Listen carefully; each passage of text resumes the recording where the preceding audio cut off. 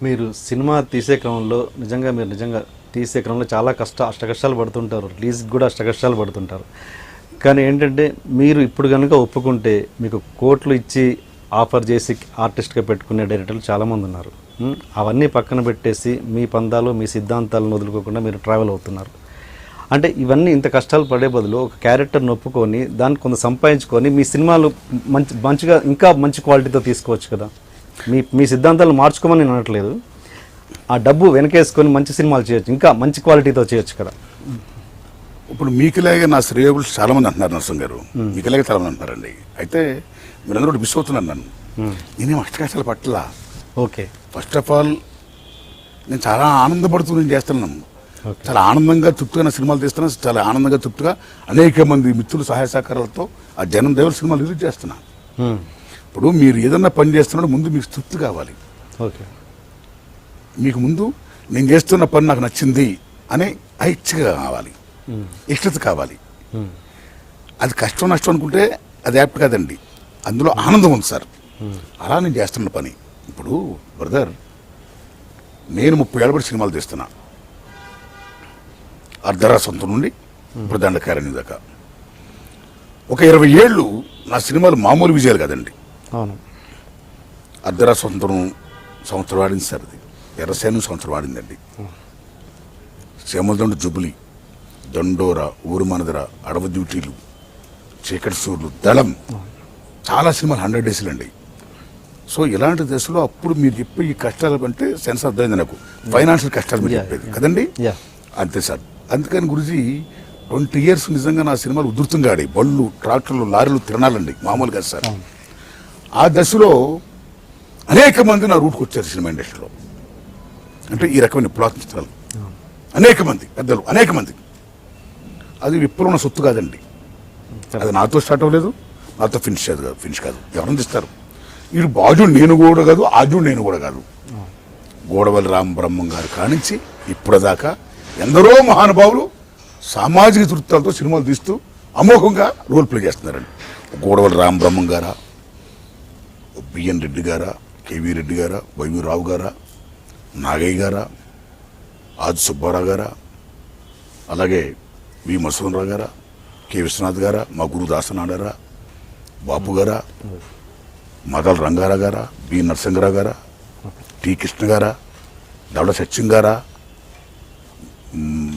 అయినండి ఉమామహేశ్వరరావు గారా, ఎన్ శంకర్ గారా, ఇప్పుడు శేఖర్ కమ్ములు గారా, తేజ గారా, ఎందరో ఇప్పుడు మన వచ్చిన 6 డైరెక్టర్ గారు, ఆయన పేరు ఏం పేరండి, చంద్రసిద్ధార్థ్ గారా. మళ్ళీ ఇంకొక ఆయన చాలా గొప్ప సినిమా చేశారండి ఈ మధ్యకాలంలో, కేఎస్ రామారావు ప్రొఫెషన్ అండి, అది క్రాంతి మాధవ్ గారా, అలా కృషి గారా, కంచి ఎంత గొప్ప సినిమా అండి. అలాగే ఎందరో మహానుభావులు తెస్తున్నారండి, అందులో నేను ఒకరిని. అయితే గురుగారు ఇక్కడ పాయింట్ అలా ఏంటంటే, నా సినిమాలు ఉధృతంగా ఆడిన దశలో చాలామంది ఇండస్ట్రీలో చాలామంది నా రూట్కి రావడం వల్ల, సినిమాలు 6-7 ఏళ్ళు తీయడం వల్ల, ఆ ఉద్యమ సినిమాలు, ఆ పాటలు, ఆ నేపథ్యాలు, విప్లవ ఉద్యమకారుల యొక్క ఆ వేషభాషలు, ఆహార్యం, సో మెనీ ఫ్యాక్టర్స్, ఒక మొనాటిని వచ్చిందండి. మొనాటిని అంటే మీకు తెలుసు, ఒకటి అప్లై క్రమక్షీణోపాంతర ప్రయత్నంతో అప్లై చేయాలి మీరు. ఓ యాపిల్ పండు ముందు మీరు తింటే చాలా బాగుంటుంది, రెండోసారి కొంచెం రుచి తగ్గుద్ది, మూడోసారి ఇంకా తగ్గుద్ది, నాలుగోసారి ముత్తది. అలా దశకు వచ్చేస్తుందండి ఇలాంటి సినిమాలు జనం చూడడానికి. కానీ యాపిలే మళ్ళా మీరు బ్రహ్మాండం తింటారు, కానీ గొప్పగా తినడానికి మళ్ళీ కొంత టైం కావాలి. అలా నా సినిమాలు బీభత్సంగా 20 ఏళ్ళు చాలా బాగా ఆడిన తర్వాత అనేక సినిమాలు రావడం వల్ల మొనాటిని వచ్చి చాలామంది మానేశారండి. నేను రకంగా సముద్రం ఎత్తున్నానండి. మీరు ఇందాక నష్ట కష్టాల, ఇంకోట మరో కష్టాల ఏమని అనుకోండి, అయినా ఆనందంగా పడుతున్నా. బ్రహ్మాండంగా జనం దయ వల్ల, ప్రేక్షకుల దయ వల్ల, నా స్నేహితుల సహాయసహకారం వల్ల, నా శ్రేయోగుల సహాయసహకారం వల్ల నేను బ్రహ్మాండ సినిమాలు తీస్తూ రిలీజ్ చేస్తూ వస్తున్నానండి. ఓకే బ్రదర్, కాబట్టి ఆ మొనాటిని బ్రేక్ చేసి మనం కన్నా ఇప్పుడున్న యూత్ టెండెన్సీకి, ఎందుకంటే మీకు పాశ్చాత్య కల్చర్ ఇన్ఫ్లుయెన్స్ అది ఎక్కువైపోయింది. ఇప్పుడు టెండెన్సీ బాగా మారిపోయింది, వెస్ట్రన్ ఇన్ఫ్లుయెన్స్ బాగా పడిపోయిందండి. ఆ టీవీలు, అనేక మాధ్యమాలు బీభత్సం వచ్చేసాయి. కంటికి రకరకాల సీనియర్స్ కనపడుతున్నాయి ఈవేళ. ఆ దశలో వాళ్ళని మెప్పించాలంటే చాలా కష్టంతో కూడుకున్న పని. కాబట్టి ఇప్పుడు జనరేషన్ కూడా మేము దగ్గర అవ్వాలండి. దగ్గర అవ్వాలంటే మేము చాలా జాగ్రత్త పడాలి, జాగ్రత్త తీయాలి. ఆ జాగ్రత్త తీయడంలో నా ఫీలింగ్ వల్ల ఏంటంటే sir, which carries the mood is the best film అని నా ఫీలింగ్ అండి. Which carries the mood. So cinema థియేటర్కి వెళ్ళిన తర్వాత ఓ 2 నిమిషాలు నేను సినిమా థియేటర్కి వచ్చానని మీరు మర్చిపోయి నవరసాల్లో ఏ రసంలో ఉన్నా మీరు రసానుభూతి ఫీల్ అయితే అంటే ఆనందిస్తారా, ఆహ్లాదపడతారా, ఆవేశపడతారా, ఉత్సాహపడతారా, ఊగుతారా, విషాదంతో ఏడుస్తారా, హాస్యంతో వేరేవేరే నవ్వుతారా, ఏదో రసంలో మీరు గుండె నిండా ఫీల్ అబ్బా ఎంత బ్రహ్మాండమైన సినిమా చూసాను రా అని మీరు ఫీల్ అయితే ఫీల్ మీరు బయటకు వస్తే హిట్ ఫిల్మ్ అండి. అలా నా ఫీలింగ్ అలా ఏంటంటే ముందు మూడ్ క్యారీ చేసిగా నేను జాగ్రత్త పడాలి. సో ముఖ్యంగా నా సినిమాలో సెంటిమెంట్ అండ్ ఎమోషన్స్ ఉంటాయి సార్. ఇప్పుడు నా దండకారాన్ని తీసుకోండి. నా దండకారాన్ని ఈవేళ జనం దైవాల మంచి పేరు వచ్చింది సార్. కానీ నాకున్న ఆర్థిక పరిస్థితితో నేను పబ్లిసిటీ ఎక్కువ చేసుకోలేకపోతున్నా. ఇవాళ సినిమా తీసి చూడు, రిలీజ్ చేసి చూడు, ప్రమోట్ చేసి చూడు, ఇవాళ పెద్ద ఫ్యాక్టర్స్ అయిపోయి. మీకు అర్థం సార్, ఇక్కడే అంటున్నానండి, ఈ ముఖ్య వినేసండి, నా కోసం వినేసండి. సో ఈ దశలో పబ్లిసిటీ బాగా చేయాలంటే నా దగ్గర డబ్బు కావాలంటే ముందు హిట్ కావాలి. అలాంటి దశలో ఇట్స్ ఇంటర్లింక్. కానీ ఉన్న మేరకే నా సినిమాని రిలీజ్ చేసుకొని ఈవేళ మ్యాక్సిమం థియేటర్లో ఇవాళ స్టాక్ బాగుంది, సినిమా బాగుందండి. నన్ను దయచేసి జనంతో నేలాపించేవారండి. ఆ నేలాపించేవారు ఇంతకుముందు జీవన శైలి ఏమైతుందో భారతదేశంలో పేదవాళ్ళు మధ్యతరగతి వాళ్ళు ఎక్కువ కాబట్టి, అంటే దాన్ని ఏమంటారు, కాస్ట్ ఆఫ్ లివింగ్ అంటే చూడండి, అలాగా నేల పెంచులు 60% ఉండే ఆ రోజుల్లో. 60% ఉన్న రోజుల్లో మేము బ్రహ్మాండంగా సక్సెస్ అయ్యామండి. ఎందుకు మమ్మల్ని ఆదరించే వాళ్ళు మ్యాక్సిమం వాడే. సో వాళ్ళు ఎక్కువ వస్తే మీకు ట్యాక్స్ స్ప్రెడ్ అవుతుందండి. స్ప్రెడ్ అయిన తర్వాత మౌత్లో స్ప్రెడ్ అవుతుంది. ఏ పబ్లిసిటీ అసలు ఆ మౌత్లోకి పెద్ద పబ్లిసిటీ. అక్కడి మా సినిమాకి వచ్చే వాళ్ళు అందరూ అలా పెరుగుతారు, అందరూ వస్తారని పెద్ద ఇట్లా ఏ రోజులు ఉన్నాయి. ఇవాళ నేల పెంచి తగ్గించారు సార్ బాగా.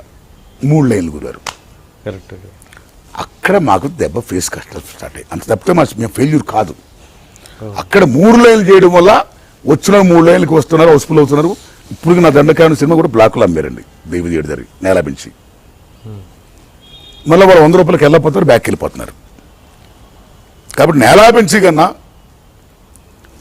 ఈ 60% పూర్వలా ఉండుంటే ఈవేళ నా సినిమాలు బీభత్సమైన మళ్ళీ సక్సెస్ కమర్షియల్గా. మరి ఆ విషయంలో మీరు ఫైట్ చేస్తున్నారు? ఫైటింగ్ ఏముంది, గవర్నమెంట్ ముందు విజ్ఞప్తి చేసాం, ప్రొడ్యూసర్ కౌన్సిల్కి ఫిల్మ్ ఛాంబర్కి విజ్ఞప్తి చేసాం. Going on. మాలో చాలా మందిలో యూనిట్ లేదు, మేము సక్సెస్ కాలేకపోతున్నాం. ఇప్పటికైనా వాస్తవ పరిస్థితి తీసుకొని గవర్నమెంట్ ప్రజాశ్రేయస్ దృష్ట్యా పూర్వం పెట్టిన గొప్ప విధానం ఏమైతుందో స్టాండ్ ఆఫ్ లివింగ్ అంటే చూడండి, స్టాండ్ ఆఫ్ లివింగ్ అనేది కొలమానం. దాంతో 60% పెట్టింది. అలా పెడితే మా సినిమాకి ఎప్పుడు కూడా చావులేదు సార్. అది మెయిన్ పాయింట్ అండి. మీరు ఇప్పుడు మీరే అన్నారు ఏంటి, పబ్లిసిటీకి నా దగ్గర డబ్బులు లేవు అవి అన్నారు. ఇలాంటివి కవర్ చేసుకోవడానికి మీరు ఒక్క సంవత్సరానికి ఒక్క మంచి క్యారెక్టర్ వేసినా కూడా మంచి ఆఫర్స్ మీకు ఉన్నాయి. అది చేసి దీనిలో కవర్ చేసుకోవచ్చు. మీరు అనేది మీకు ఇక్కడే మిస్ అవుతున్నారు. పబ్లిసిటీ కూడా డబ్బులు ఎందుకు లేవండి, డబ్బులు వస్తాయి. డబ్బులు ఎందుకు రావట్లేదు? ఈ నేల పెంచి తగ్గించడం వల్ల. అసలు పాయింట్ శాస్త్రత్వంగా వెళ్దాం మనం. ఈ నేల పెంచి పూర్లా ఉంటున్న దగ్గర పోవడం డబ్బులు ఉంటాయి కదా, బేపచ్చిగా పబ్లిసిటీ చేస్తారు కదా.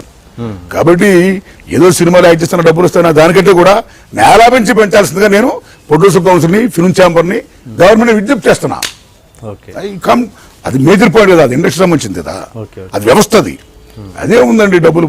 It's a personal, this is not the main point, major point. That is the major point.